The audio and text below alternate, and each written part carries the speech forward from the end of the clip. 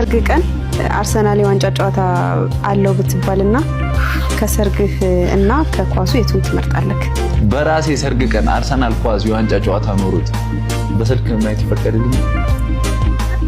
በቃ አሁን በስልክ ማየት ምናምን ሳይሆን እግዚአብሔርን እኔ እንጃ ልታያችልም ሲጀመርም እንደ አርሰናል ዋንጫ ጨዋታ ኖሮት ሰርጉ ይቅር ነው የምትለው ወይስ ኳሱ ይቅር አሊ ለዛሬ ነው የምትለው?